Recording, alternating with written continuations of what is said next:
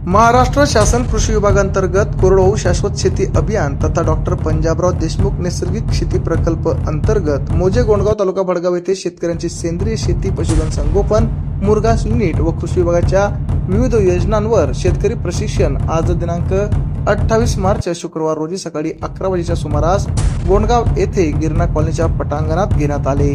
सदरील प्रशिक्षणास तालुका कृषी अधिकारी तांबे साहेब, मंडळ कृषी अधिकारी पी.एन. खाडे, नितीन वारके, सर्ग विकास संस्था अकोला व पशुधन विमा प्रतिनिधी आदिल खाटीक, पाटबंधारे विभाग दिलीप पाटील, गावाचे सरपंच राहुल पाटील, उपसरपंच रोशन पाटील आदी उपस्थित होते। कार्यक्रमाच्या अध्यक्षस्थानी भिला सुका पाटील ज्येष्ठ शेतकरी हे होते। सदरील कार्यक्रमाचे सूत्रसंचालन अनिल तायडे कृषी सहाय्यक यांनी केले, तर प्रस्तावना खाडे साहेब यांनी केली।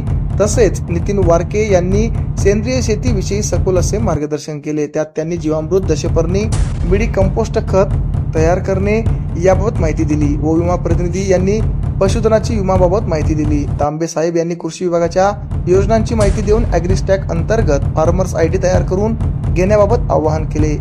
प्रशिक्षणास मोठ्या संख्येने उपस्थित शेतकऱ्यांना जैविक निविष्ठाबाबत सखोल माहिती देण्यात आली। सदर कार्यक्रमाचे आभार प्रदर्शन अमोल सोनोने यांनी केले।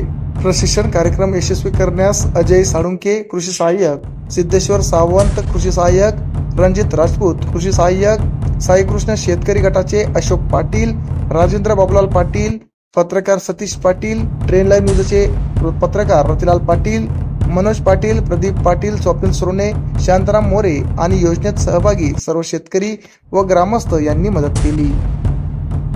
आमच्या चॅनलला लाईक करा, सबस्क्राईब करा, बेल आयकॉनवर क्लिक करा आणि शेअर करायला विसरू नका।